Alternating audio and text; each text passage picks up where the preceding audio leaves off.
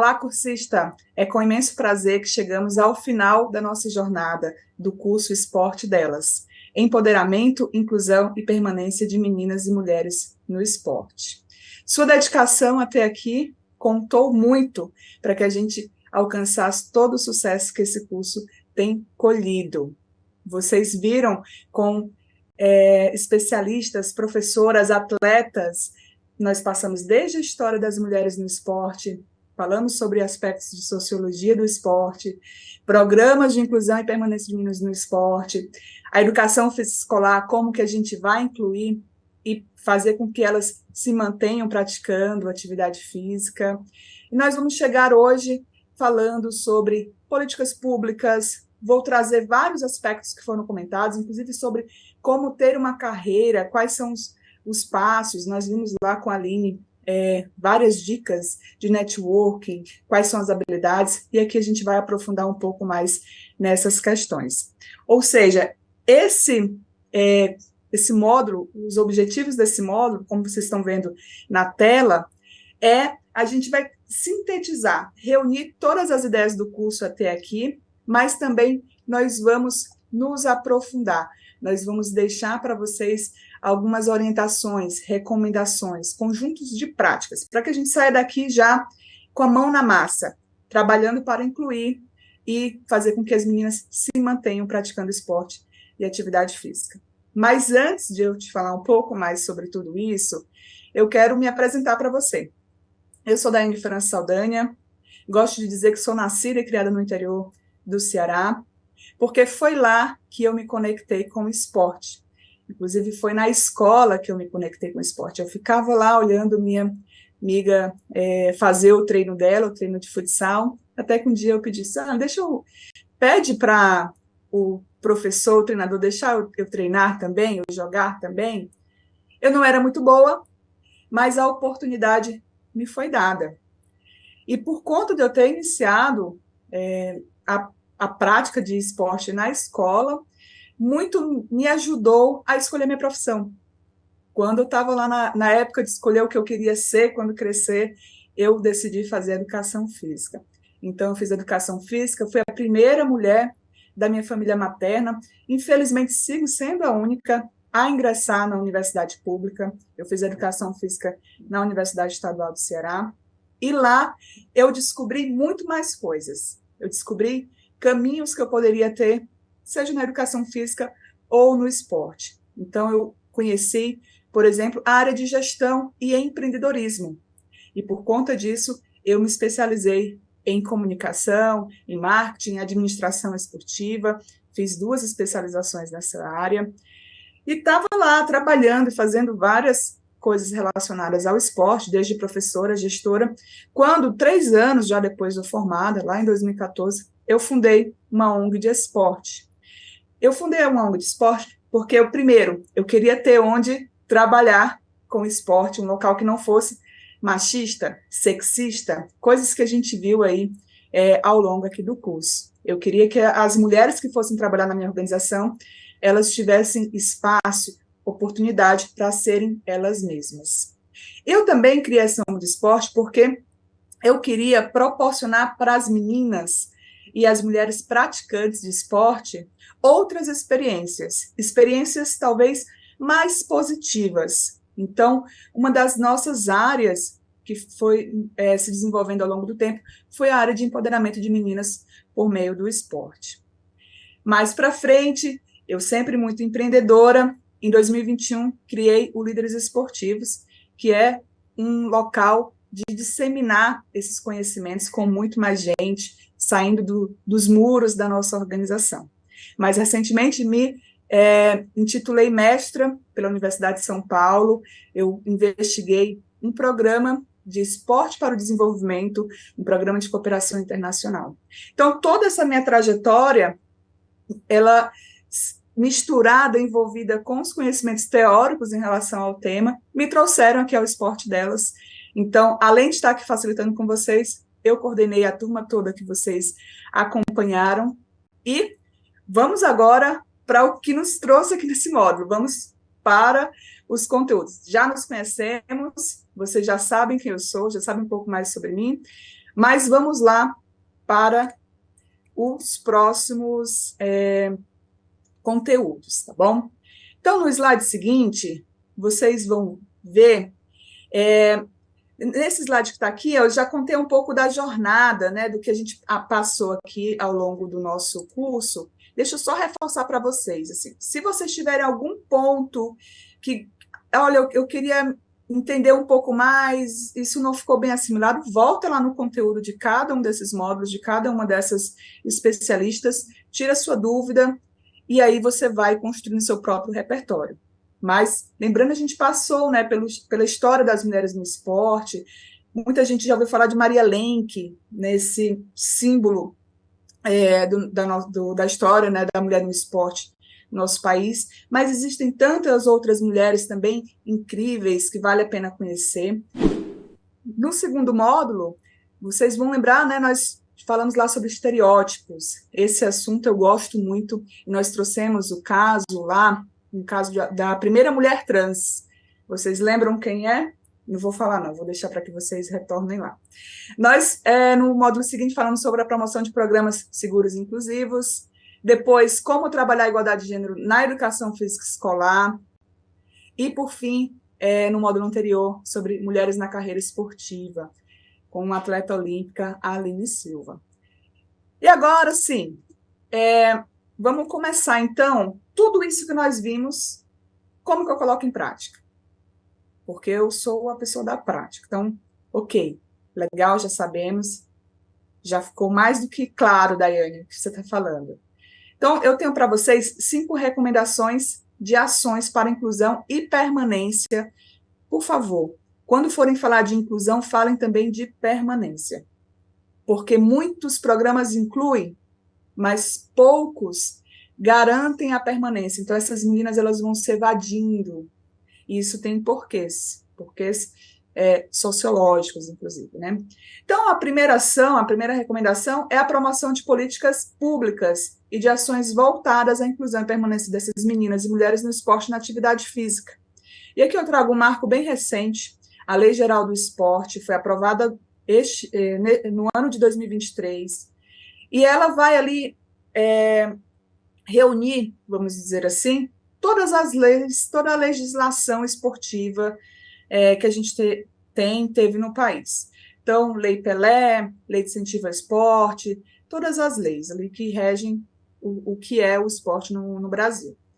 E há um artigo, como a gente vai ver aqui no slide seguinte, há um artigo que, lá no artigo 3, ele vai falar o seguinte, no artigo 3, no parágrafo 3, ele vai dizer: é direito da mulher, em qualquer idade, ter oportunidades iguais de participar em todos os níveis e em todas as funções de direção, de supervisão e de decisão na educação física, na atividade física e no esporte, para fins recreativos, para a promoção da saúde ou para o alto rendimento. O que essa redação aqui da lei está nos dizendo? A mulher ela tem um direito ao esporte. Isso está bastante explícito. Então, há uma diretriz. Olha só, já é um direito constitucional, está de novo sendo demarcado aqui, e isso é uma orientação para os governos, os estados, né, os municípios. Eles precisam ali destinar recursos para garantir o direito às meninas e às mulheres ao esporte. Então, quais ações imediatas, né? Trouxe 3 pontos para a gente focar de novo no que eu posso sair daqui fazendo ou fomentando, provocando. 3 ações práticas, 3 ações imediatas. Então, a criação de campanhas de conscientização e empoderamento. Então, isso pode partir, sim, das secretarias, criar essas campanhas para que os projetos, inclusive, que são parceiras, né, do poder público, elas possam ter estratégias para incluir e atrair, né, mais meninas. Pode ser campanhas com foco comunitário, campanhas para mídia de massa. O importante é conscientizar a sociedade de que não existe esporte de menino, não existe esporte de menina, Esporte é esporte, todo mundo tem direito a isso. A outra ação imediata é a implementação de políticas de igualdade de gênero no esporte. Ora, se nós temos uma lei que está dizendo que é direito da mulher de acessar a esse esporte, e a gente vai ter ali dados, tem uma pesquisa super recente da Nike, que vai dizer que ali cerca de 34% das meninas, elas abandonam o esporte. As comunidades escolares, o terceiro setor, né, o setor das ONGs, das organizações da sociedade civil, são excelentes parceiras para que a gente possa executar algumas dessas campanhas, dessas implementações, porque muitas vezes os governos, né, não conseguem estender tão longe as suas atividades, mas tem esses parceiros para apoiar nisso. E assim é uma sociedade forte, né, que reúne todos os setores da economia, todos os agentes sociais, os agentes de mudança, né, todos nós somos corresponsáveis por isso. O Estado tem sua responsabilidade em cumprir o seu dever de garantir o direito ao esporte, e nós somos ótimos parceiros para ajudá-lo nisso, né. Na ação 2, na recomendação 2, né, das 5 que comento lá no módulo, eu trago construção de novas formas de narrativa na mídia. E aí tem um material bem interessante, é um material da ONU Mulheres. Ele é um material que está em espanhol, mas com inteligência artificial, com internet, quem tem dificuldade consegue acompanhar. E eu traduzi as principais ideias ali para o nosso material. Então, esse documento traz algumas dicas, né, também práticas, para que a gente trabalhe, fomente uma mídia menos sexista. Né? Então, quais são essas ações? Né? Então, eles vão trazer ali, promoção de uma cobertura equilibrada e diversificada de homens e mulheres, né? Equilibrada entre os gêneros. Então, a gente acompanha as matérias, acompanha os programas esportivos, e é visível, a gente percebe, né, a olho nu, como falam, que há um desequilíbrio. Tem mais homens brancos, né? Onde estão as mulheres? Onde estão as mulheres negras, as mulheres trans, as mulheres cadeirantes? Então, são perguntas que a gente tem que se fazer, e também uma educação que deve existir no meio do jornalismo esportivo, né? No jornalismo como um todo, mas a gente está aqui focado no jornalismo esportivo. Então, nas coberturas de eventos, de competições, então, onde estão as mulheres? A gente viu, né, sobretudo nas últimas 2 Olimpíadas, cresceu o número de mulheres nos times de jornalistas, né, das emissoras e tal, mas ainda tem espaço para a gente crescer. Um outro ponto que o documento da ONU Mulheres traz é para que a gente possa ter uma linguagem ali não sexista e respeitosa. Isso é muito bacana. No documento, eu sugiro lá, no módulo, né, eu até sugiro lá um outro conteúdo, um conteúdo complementar, para que vocês possam aprender o que é essa linguagem não sexista. Então, isso é muito do nosso vício de linguagem, né? Falar sempre no masculino. Então, como que a gente inclui as pessoas, né? Então, vai ter várias dicas de como você vai escrever e vai falar sobre isso. Então, aplicado aí ao jornalismo esportivo, à mídia esportiva, mas também que muitos aqui, eu sei, são educadores, professores, treinadores, até mesmo gestores, a gente acaba incorrendo nesses vícios de linguagens, nesse costume que a gente tem de colocar tudo no masculino, sendo que o mundo ele é diverso. Né? Tem masculino, tem feminino, tem não binário, tem aí bastante coisa para a gente aprender. Uma outra ação é a formação e a sensibilização de profissionais de mídia. Né? Então, tudo isso daqui envolve essa sensibilização das pessoas que trabalham com a mídia esportiva. Tá? Então, aqui é o que elas propõem é ser mais intencional, né? Ser mais intencional nessa formação. Vamos fazer um curso voltado para isso? Em vez de disponibilizar só uma cartilha, de fazer uma reunião, uma roda de conversa, vamos fazer uma formação mais profunda? Eu costumo dizer, né? Os elefantes estão na sala e a gente finge que não vê, mas olha, o elefante está aqui, o que a gente faz com ele? Aí vem em seguida parcerias para mudança de narrativa. Muitas vezes, a mídia, né, os profissionais da mídia, as empresas, as organizações, elas têm suas limitações, elas não sabem como fazer, como mudar essa narrativa. Então, que busquem os parceiros mais adequados, que têm esse conhecimento, notoriamente têm esse conhecimento, para ajudá-los, né, a desmontar essas ideias sexistas, esses comportamentos sexistas e machistas que a gente tem. Por fim, o documento da ONU Mulheres vai trazer, é preciso monitorar e avaliar essa cobertura esportiva. Então, a gente tem todas essas ações, mas é preciso monitorá-las. Está dando certo, não está dando? O que está dando mais retorno? Porque esse monitoramento, essa avaliação é o que vai nos fazer evoluir. Então, olha só, eu fiz campanha de sensibilização, me trouxe mais retorno do que fazer a capacitação mais profunda, e aí tem os prós e contras de cada um, então é preciso a gente olhar profundamente, analisar, né, e para tomar as decisões, porque o que funciona para um pode não funcionar para outro, esse é um princípio importante. No próximo ponto, no terceiro ponto, eu vou falar sobre diversidade, equidade e inclusão em federações e associações esportivas. E aí, lá também na Lei Geral do Esporte, no artigo 36, no item 9, a gente vai encontrar a seguinte redação: assegurem a existência e autonomia do seu conselho fiscal e a presença mínima de 30% de mulheres nos cargos de direção.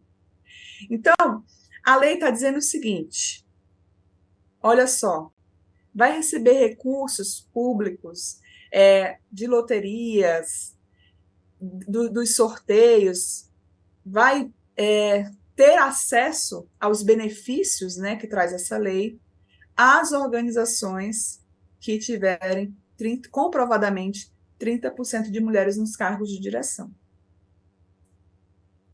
Nós não temos muitos dados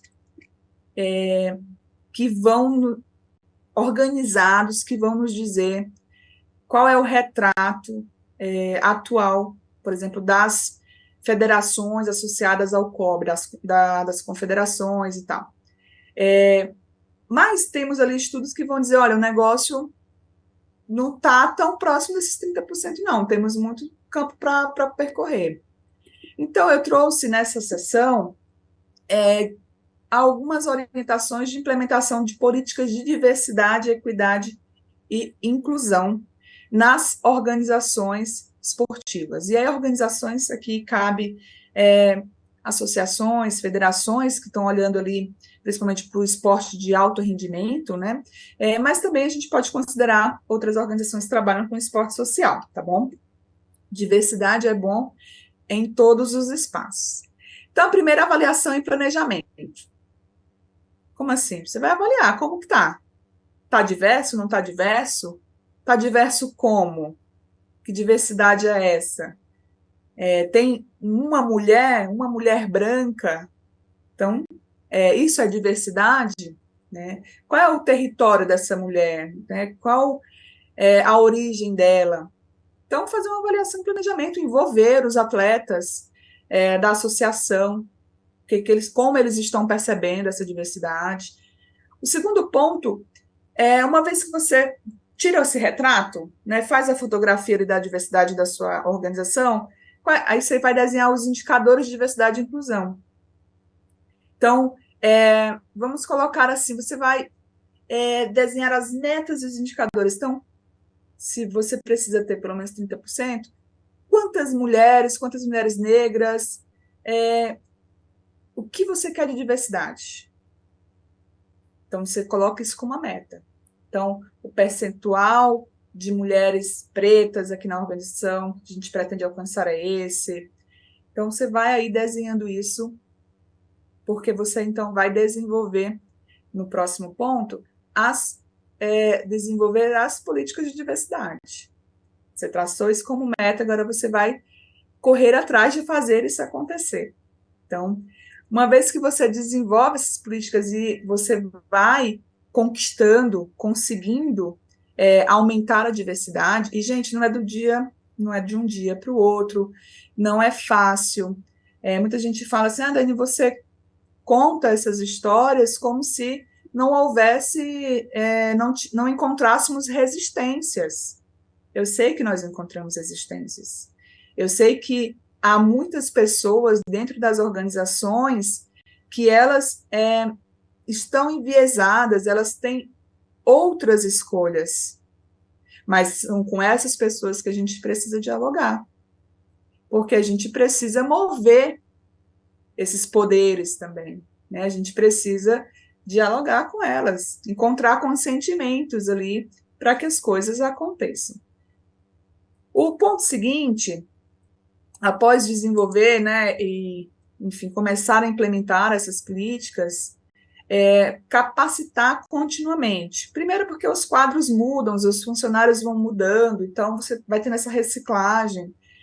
Depois porque também os conceitos, eles vão amadurecendo, né, assim, novos conhecimentos, saberes vão chegando. Então, a gente também tem que estar em pleno acompanhando essas evoluções, né? A sociedade que era no século passado, ela serviu muito para que a gente chegasse aqui, mas a gente, hoje, no século XXI, não é mais aquela sociedade, né? Então, estar nessa educação continuada, continuamente aprendendo. Todo mundo tem muito a aprender todos os dias.